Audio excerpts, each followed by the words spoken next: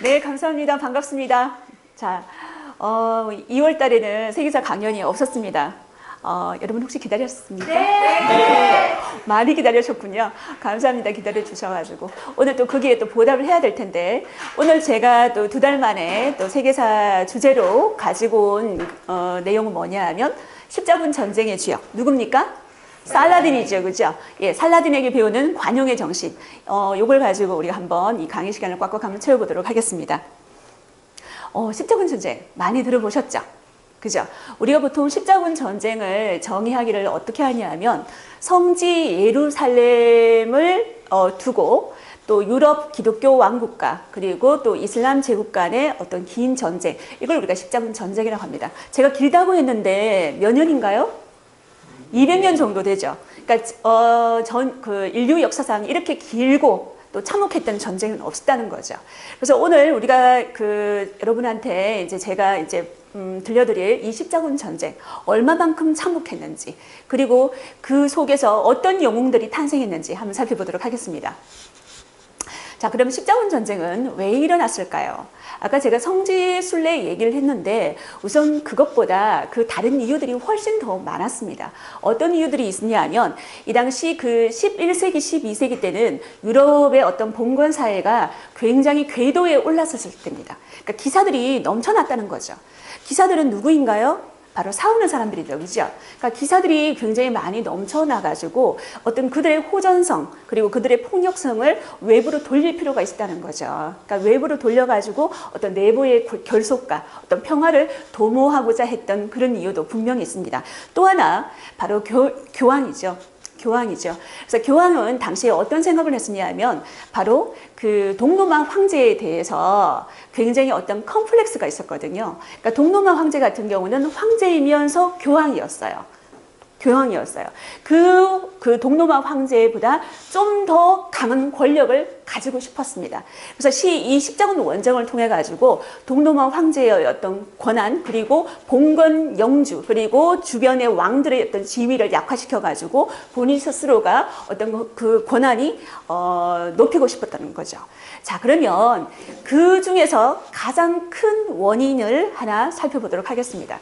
여러분 앞에 보이시는 이 도시 어디처럼 보이십니까? 예루살렘 맞죠? 예루살렘으로 보이시죠? 자, 예루살렘은 어떤 곳일까요? 바로 3대 종교의 성지입니다.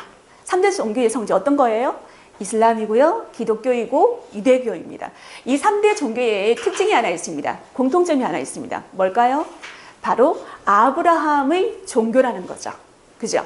자, 그러면 이 예루살렘 어떻게 성지가 되었는지 한번 살펴볼까요? 자, 여기 보시면 이게 바로 뭐예요? 통곡의 벽입니다. 그러니까 유대교의 성지죠, 그죠? 원래 솔로몬 왕이 만든 성전이었어요. 그러니까 로마 군인에 의해서 파괴가 되어가지고 지금은 일부 벽만 남아있죠. 이게 바로 유대교의 성지입니다. 자, 뒤에 보면은 골드로 보이는 돔이 하나 있죠. 우리가 보통 바위 위의 돔이라고 얘기하기도 하고 반석 위의 돔이라고 얘기하기도 합니다. 이곳이 바로 이슬람의 성지입니다. 우리가 알고 있는 그 마호메트라고 하기도 하고 무함마드라고 하기도 하죠, 그죠? 그러니까 무함마드가 승천했던 곳이 바로 저곳이라는 거죠. 그러니까 지금 여러분들이 보고 계시는 곳은 예루살렘 중에서도 구시가지에 속하는 동예루살렘을 보시고 계십니다. 그리고 또 저 뒤에 주변에 보면은 성분묘교회라고 있습니다. 이 성분묘교회는 기독교의 성지라고 할 수가 있는데요. 그것은 또 어떤 곳이냐면, 예수가 묻히고 다 부활했던 그 장소에 교회를 세웠다는 거예요. 그리고 예수가 십자가를 지고 갔던 그 언덕 기억하십니까? 그 언덕이 어디예요? 골고다 언덕이죠. 골고다 언덕도 거기에 있습니다. 그러니까 기독교의 성지가 안 될 수가 없죠. 그러니까 3대 종교의 성지가 다 이 예루살렘에 다 모여 있다는 겁니다. 자, 그러면 이 예루살렘으로 성지 순례를 떠나는 그게 바로 12세기 때 유행처럼 번졌다는 건데요. 한번 보겠습니다. 그러니까 중세 성지 순례자들의 모습이죠. 이렇게 순례를 하려고 그러면 가난하면은 순례가 안 되겠죠. 그러니까 12세기 때, 11세기 때, 이때는 어느 정도 중세 봉건 사회가 안정이 되어 있어가지고 이 순례를 떠날 만큼의 어떤 경제적 능력은 있었다는 거죠. 자, 그러면 내가 예루살렘으로 성지 순례를 떠났습니다. 그러면 올 때는 그냥 빈손으로 옵니까? 어떻게 오죠?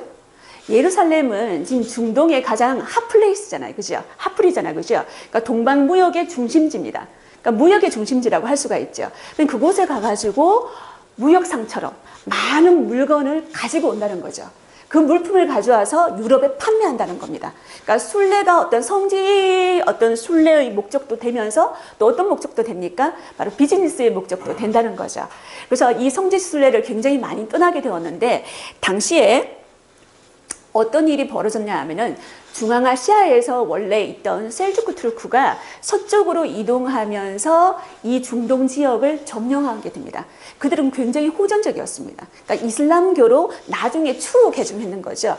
그 셀주크 투르크가 이 예루살렘을 정복하면서 이 성지 순례를 방해하기 시작합니다.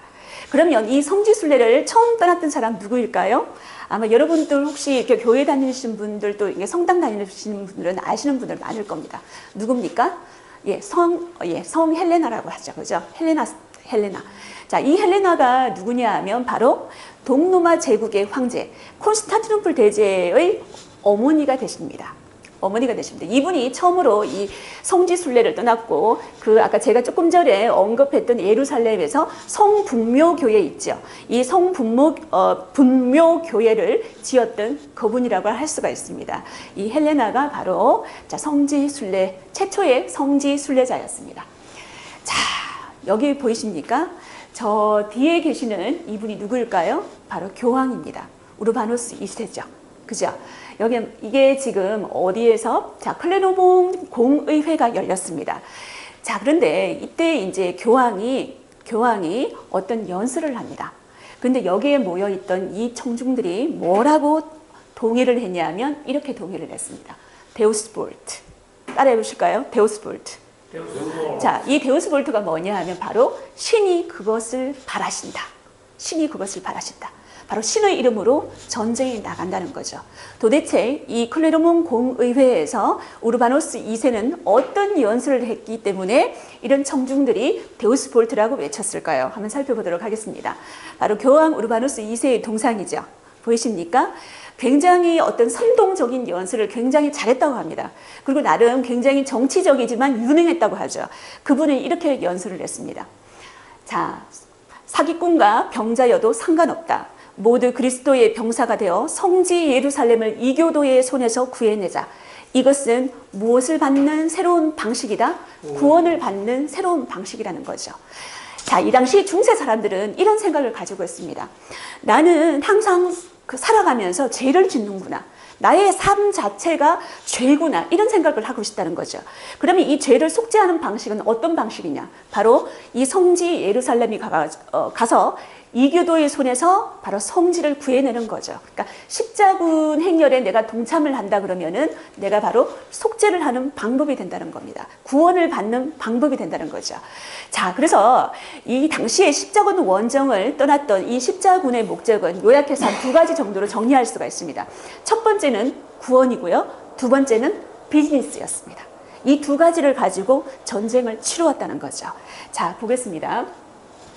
자, 이게 바로 1차 십자군의 예루살렘 함락 모습입니다.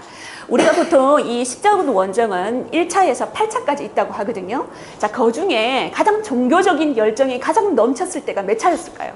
1차였겠죠. 그죠? 그러니까 1차 때는 이 원정을 떠나가지고 예루살렘을 정복하게 됩니다.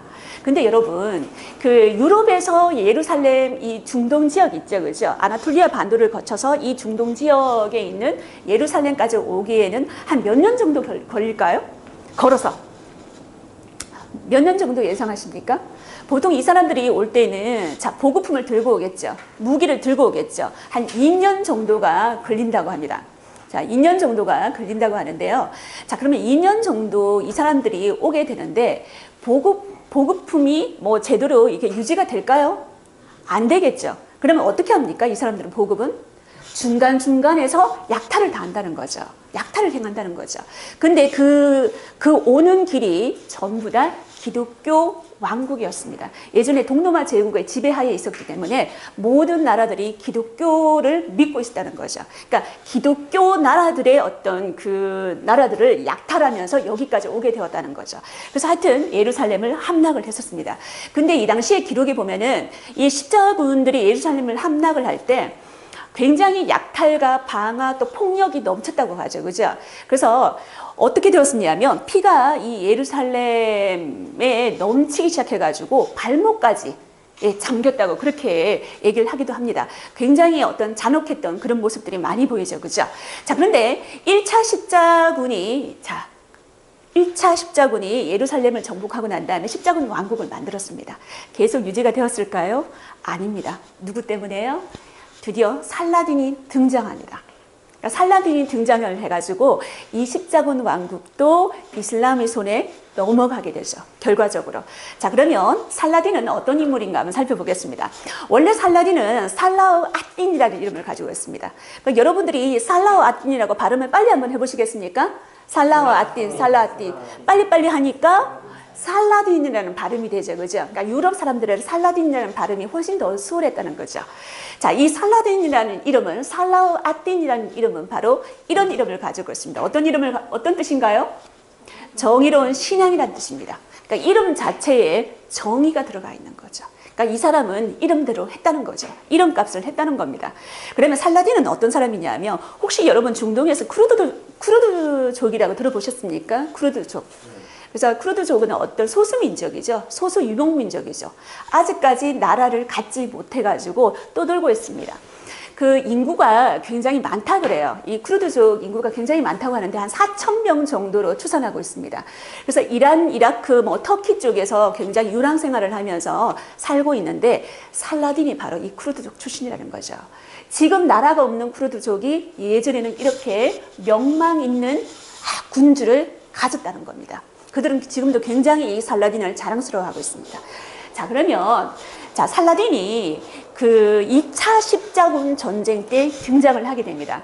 그러면 살라딘은 어떻게 해서 그 십자군들이 점령했던 예루살렘 왕국을 정복했을까요?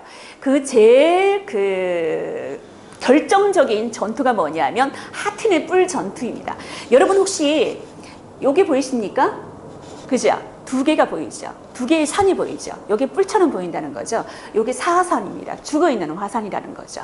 자, 이게 하틴의 뿔인데 이곳으로 살라딘이 십자군과 그 예루살렘 왕국의 어떤 그 기독교 군대를 여기로 어떻게 유인을 한다는 거죠. 유인을 한다는 거죠. 근데 중요한 건 뭐냐면 이곳에는 뭐가 없었습니까? 물이 없었다는 거죠. 물이 없었다는 거죠. 그러니까 물이 없는 데다가 자, 이 살라딘이 어떤 식으로 그 전술을 펼쳤냐면 물이 없으니까 이 사람들을 굉장히 치고 빠지는 전술, 그러니까 기습작전이죠, 그죠? 치고 빠지고 이런 교란을 시킨다는 거죠. 그래서 굉장히 이 사람들을 소진시킵니다. 힘을 소진시킵니다. 그러니까 사막에 낮 기온이 한 40도 정도 된다고 해요. 높았을 때 50도 정도가 하는데 물이 없다고 생각을 한번 해보세요. 굉장히 끔찍하겠죠. 자, 그런데다가 여기에다가 엎친데 덮친데 어떤 식으로 더 덮칠까요? 바로 연기를 피웁니다. 연기를 피워가지고 더 숨막히게 한다는 거죠. 또 밤에 잠을 재우지 않습니다. 굉장히 소음을 내어가지고 이들을 지치게 만든다는 거죠. 물도 없고 지금 쾌쾌한 연기가 십자군들을 굉장히 감싸고 있습니다. 그런데 이 사람들은 보세요. 여기 보시면 제가 보병이 약 한 2만 명 정도고 이 유럽의 기사가 한 몇 명입니까? 1,000명 정도죠. 이 1,000명이면 굉장히 대부대입니다. 근데 여러분들 혹시 기사들의 복장을 보신 적 있습니까? 중세 유럽의 기사들 복장? 더울까요? 안 더울까요? 그 중세 유럽의 기사들은 자기 혼자 이 옷을 벗고 입지도 못한다고 하잖아요. 그죠? 반드시 시종이 입혀준다 그러거든요. 그러니까 그만큼 기사 복장을 입은 데다가 날씨는 더워요. 물은 없어요. 연기랑 계속 매캐하고 오겠죠. 그죠? 이러니까 못 살겠다는 거예요. 그래서 그 다음날 다 어떻게 됩니까? 이런 식으로 결과가 나타납니다. 십자군 중에서 한 17,000여 명이 사망합니다. 전사하는 거죠. 살아있는 자가 한 몇 명 정도 됩니까? 한 3, 4천 명이 되죠. 그죠? 그러니까 이 정도는 거의 전멸에 가깝다고 우리가 할 수가 있는 거죠. 자, 이 하틴의 뿔 전투를 계기로 해가지고 살라딘의 이슬람 군대는 예루살렘으로 진격합니다. 여러분 같으면, 자, 여기 보이시죠? 여기가 어디냐면 바로 하틴입니다. 제가 방금 말했던. 그러면 예루살렘은 어디예요? 여기죠. 거리가 얼마 안 되죠. 그죠? 그러니까 살라딘이 예루살렘을 갔을 때, 아까 1차 십자군 원정 때 십자군들이 예루살렘을 어떻게 점령했는 줄 아시죠? 그죠? 그러니까 피로서 점령을 했잖아. 그죠? 그러니까 살라딘 같은 경우는 그러지 않습니다. 협상을 합니다. 그래서 그들이 무사히 예루살렘에서 빠져나와가지고 자기들을 땅인 유럽으로 갈 수 있도록 그렇게 보호를 해준다는 거죠. 그러니까 무혈 입성을 한다는 겁니다. 살라딘의 기세에 십자군과 이 예루살렘 왕국에 있는 군대들이 뭐 벌써 살라딘의 기세에 꺾였다는 거죠. 자, 그런데 여기 보시면 그 당시 그 십자군 왕국, 예루살렘 왕국의 기왕이라고 있습니다. 이 기왕이 살라딘한테 항복하는 모습입니다. 이 기왕은 이름이 기예요. 우리가 보통 별명을 망나니라고 하는데 망나니 기거든요. 이 망나니 기가 이 살라딘한테 처음으로 했던 말이 뭔 줄 아십니까? 물 좀 주세요 였답니다. 물 좀 주세요. 얼마나 목이 말랐지 우리가 미루어 짐작할 수도 있습니다. 자, 그런데 여기에서 살라딘이 어떤 행동을 보이시는지 여러분 들으시면 깜짝 놀라실걸요. 자, 살라딘이 이 사람이 살라딘이죠. 영화 킹덤 오브 헤븐의 한 장면입니다.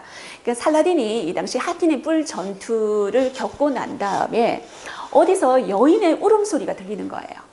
그러니까 여인의 울음소리가 들리는데 그래서 가봤죠? 가보니까 이 여인이 왜 울고 있느냐고 물어보니까 남편의 생사를 알 수 없다는 거예요. 남편의 생사를 알 수 없다는 거예요. 그래서 이 살라딘은 어떻게 했냐면 그 여인의 손을 잡고 같이 울어주었다고 해요. 그리고 같이 남편의 시신을 찾으러 갔다고 합니다. 그래서 시신을 찾아서 같이 장례를 치러주기도 하고 그 여인이 무사히 고국으로 돌아갈 수 있도록 유럽으로 돌아갈 수 있도록 안내를 해 주었다고 하죠. 또 그뿐만이 아닙니다. 그뿐만이 아니에요. 자, 이 당시에는 그 살라딘 같은 경우는 이 포로들이 있었을 거 아니에요. 아까 17,000여 명이 죽었으니까 한 3, 4천 명 정도의 포로가 있었겠죠. 그 포로들은 어떻게 했냐면 포로들은 보통 죽이는 게 당연한 거잖아요. 이 당시에는 왜? 중세니까. 왜요? 포로들도 입히고 먹여야 되는데 보급이 없는 데다가 보급이 굉장히 부족한 중동 지역이어서 그래서 포로들을 수용할 수가 없다는 겁니다. 근데 이 살라딘은 어떻게 했냐면 보통 그 당시에는 돈을 받으면 포로를 석방해 줬다고 해요. 몸값을 지불하고 석방을 해줬는데 그 귀족들은 돈이 있는데 귀족을 따라왔던 가족이라든지 그의 노예들은 돈이 없을 거 아닙니까? 그죠? 그런데 그 사람들한테도 전부 다 몸값을 받았다 치고 전부 다 풀어줬다는 겁니다.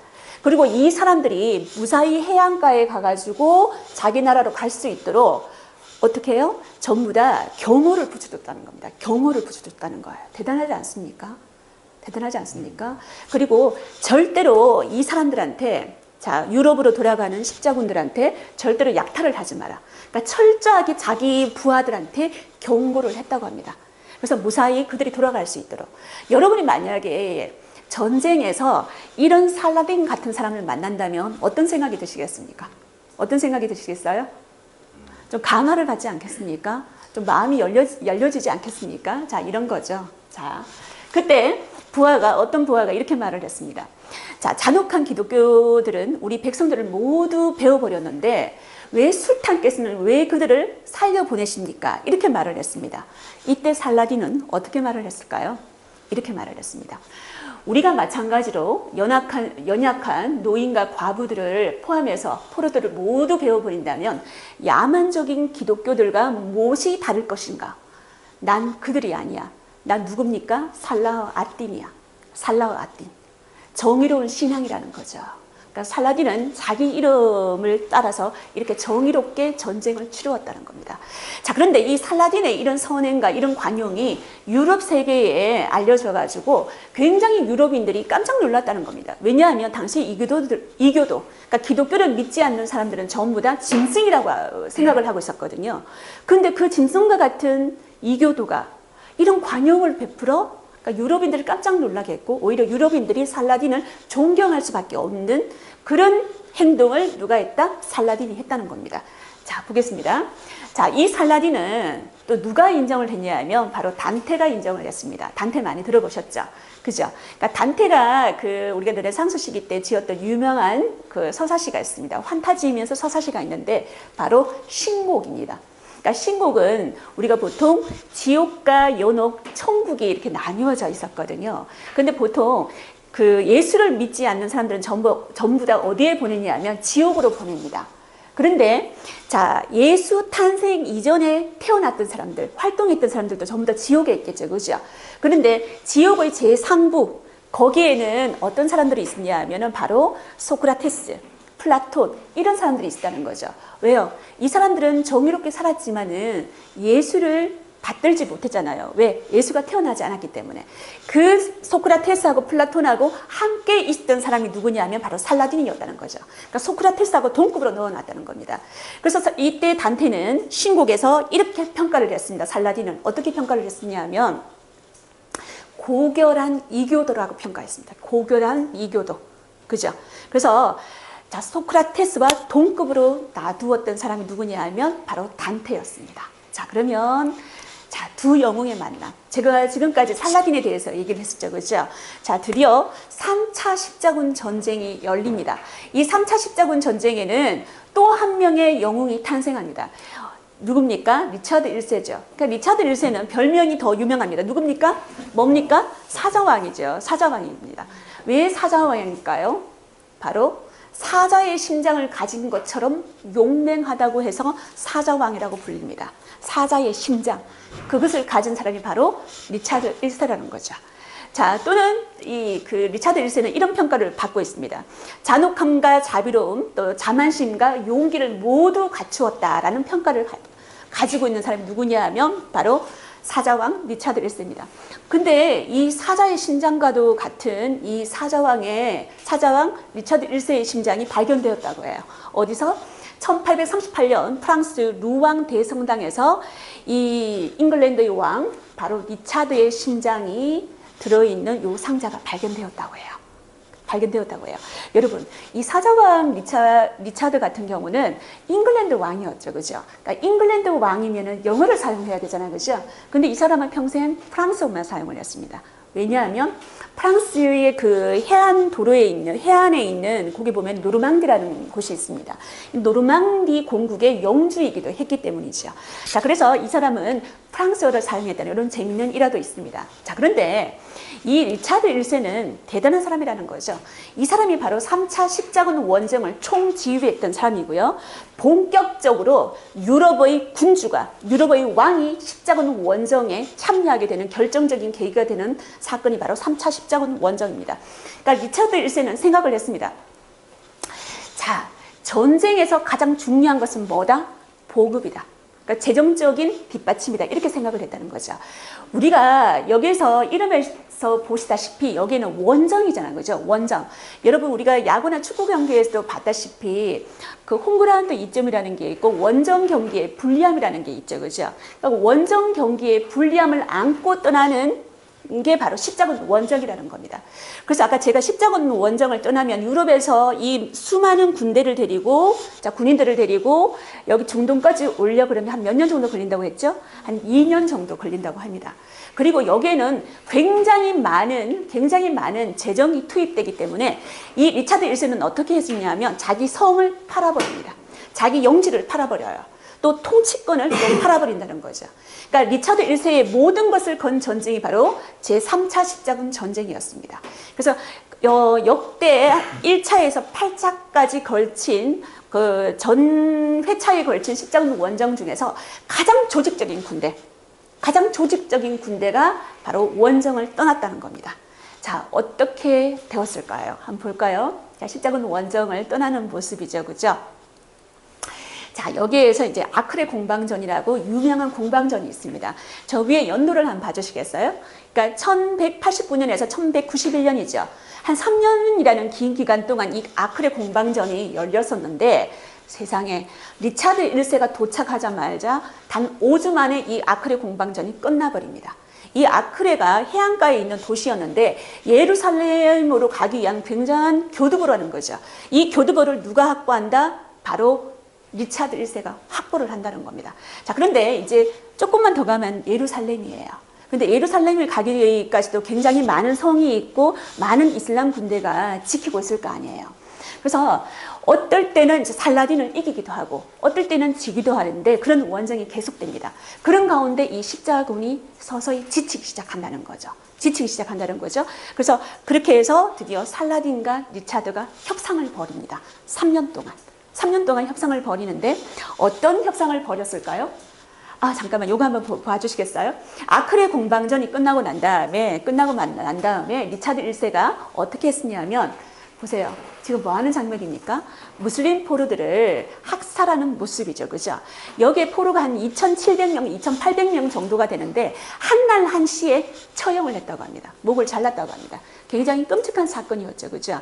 자, 이게 바로 이제 아크레 공방전 이후에 리차드 1세의 잔혹한 면을 우리가 볼 수 있다는 거죠. 자, 드디어 3차 십자군 원정의 결과는 어떻게 되었을까요? 바로 살라딘과 리차드 1세가 협상을 하기 시작합니다. 3년 동안 협상을 해가지고 이런 결론을 냅니다. 어떤 결론을 낼까요? 기독교인들의 예루살렘 출입을 허용한다. 다시 말해서 이 예루살렘은 이슬람 교도들이 계속 다스리게 되고 다음에 그 해안가에 있는 그 십자군 왕국들의 도시들은 십자군이 그대로 기독교인들이 그대로 다스리게 한다. 이런 결론을 바로 3차 십자군 원정에서 냈다는 거죠. 자, 그런데 이 3차 십자군 원정이 끝나기 직전에 살라딘과 리차드 1세가 굉장히 많이 싸웠다고 하잖아요. 그죠?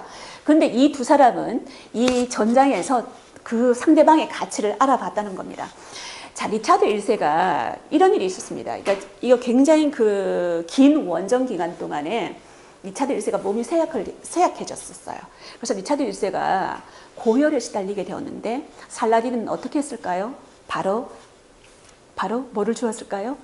약을 보내면서 얼음 있죠, 얼음하고 약을 같이 보내주고 자기 주치의도 보내가지고 리차드 1세를 치료하게 해줬다는 거죠. 또 리차드 1세가 또 이런 일이 있었습니다. 전쟁 중에 말에서 떨어지는 경우가 생겼거든요. 말은 도망가 버리고. 그래서 이 살라딘 1세가 리차드 1세한테 말 한 마리, 명말을 선물한 일도 있습니다. 왕은 왕답게 말 위에서 싸워야 된다 그러면서 말 한 마리까지 또 선물로 줬다는 거죠. 야, 이러니까 리차드 1세가 뭐 탐복하지 않겠습니까? 아무리 잔혹한 면을 갖추었던 리차드 1세도 살라딘을 협상의 대상자로 인정을 했다는 겁니다.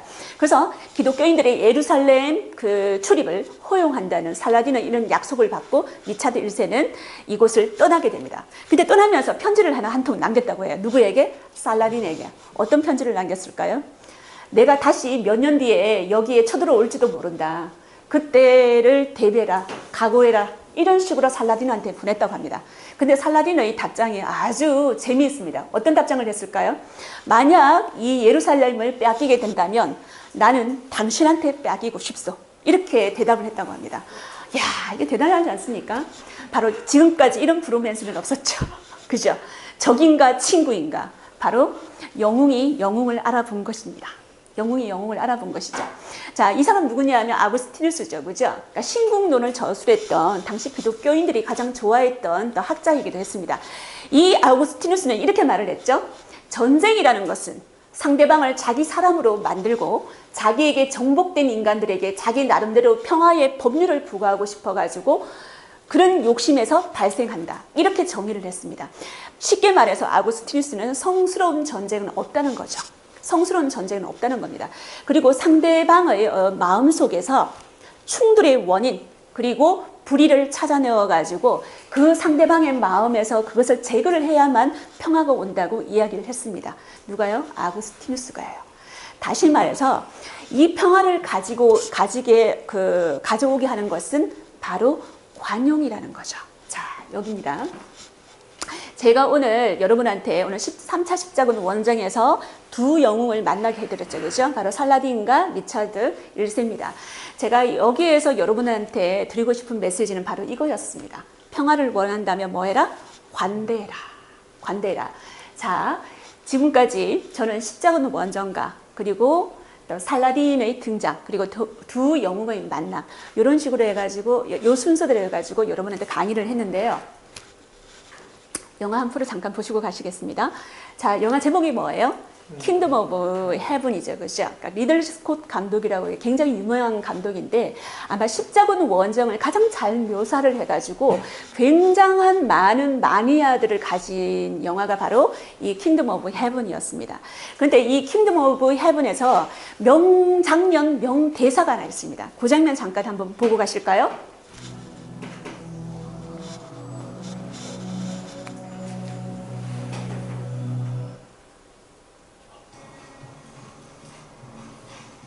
What is Jerusalem worth?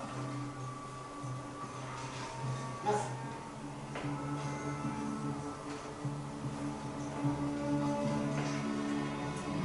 Everything.